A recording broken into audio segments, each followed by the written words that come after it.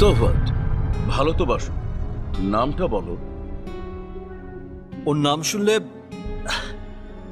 আপনারা আমাকে মেরেই ফেলবেন স্যার। এই ছেলে, নির্ভয়ে তুমি মেয়েটার নাম বলো। তোমার ভালোবাসা যদি সত্যি হয়, আমি আমজাদ খান সবার সামনে কথা দিচ্ছি, আমি নিজে ওই মেয়েকে তোমার হাতে তুলে দেব। আপনি বলছেন স্যার?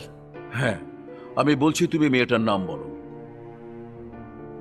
ওর হ্যাঁ নাম বলো, ওর নাম বলো, মেয়েটার নাম বলো। আহ, ওর নাম হচ্ছে মায়া।